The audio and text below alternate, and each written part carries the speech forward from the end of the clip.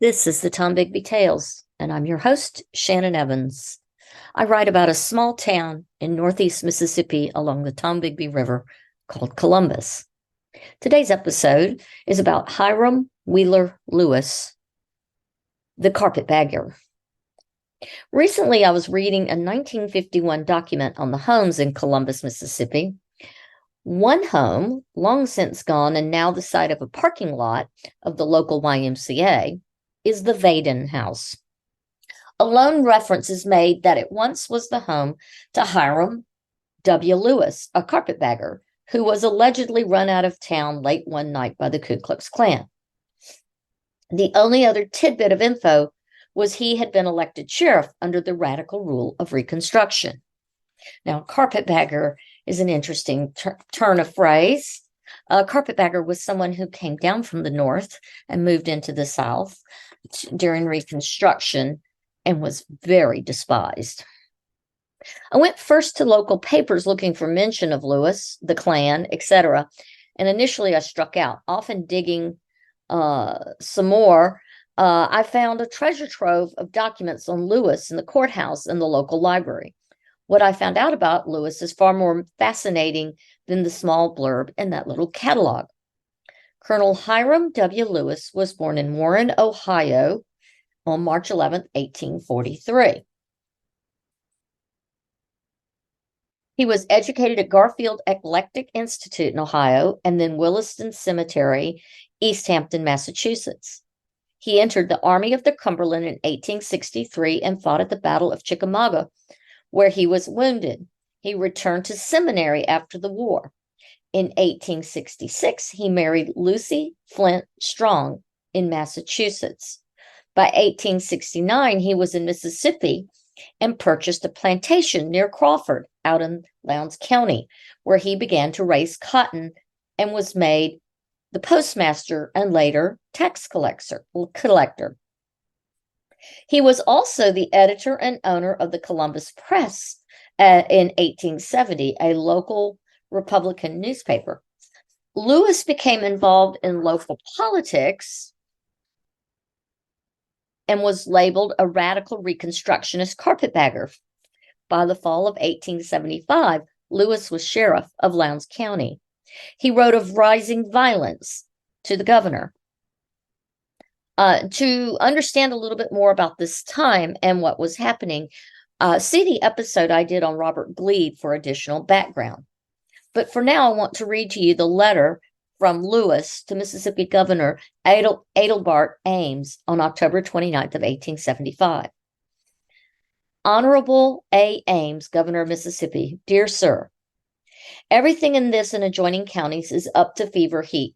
The 24-pound cannon thunders forth every night. The brass band accompanies the Democratic speakers together with about 50 hot-headed young men.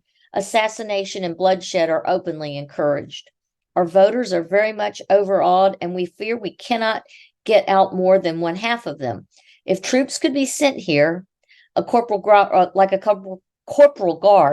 it would act like magic, and we would sweep everything in this part of the state.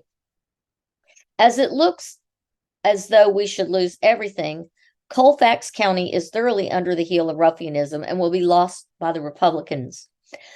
The mayor of a company of federal soldiers up the railroad would have a salutary effect and go like wildfire through the county adjacent and bring the intimidated voters to the polls.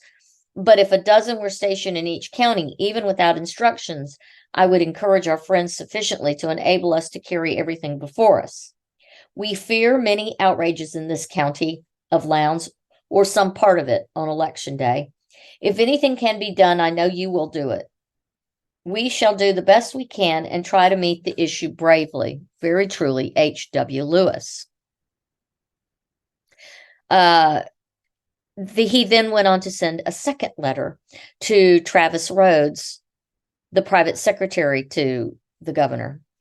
Politics up to fever heat, assassination and bloodshed openly encouraged. Voter very much overawed. Fear that not more than one half can be got out. The same year, he, like other area radicals, were met at their doors by local Klan members and run out of town. Clearly, the governor didn't send troops.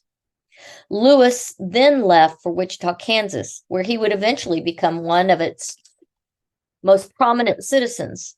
Soon after his arrival, he established the Kansas National Bank and would become its president. He would go on to establish the State Savings Bank and then the Gold Savings State Bank, now Union Bank, in Kansas, all still in operation. In 1893, he established the Anchor Trust Company, where he served as president until his death in 1912. He was an avid prohibitionist and institutionalist in Kansas statewide prohibition laws. He organized educational organizations and colleges and was instrumental in Wichita's establishment of stockyards, waterworks, and the hydraulic mills and other city utilities in the city. His first wife died in 1880 in Wichita, and he remarried to his wife's younger sister, Kitty, a common practice of the time. Lewis died at age 69 in Chicago during an unsuccessful operation. He is buried in Maple Grove Cemetery in Wichita, Kansas, and he left behind a wife and 7 children.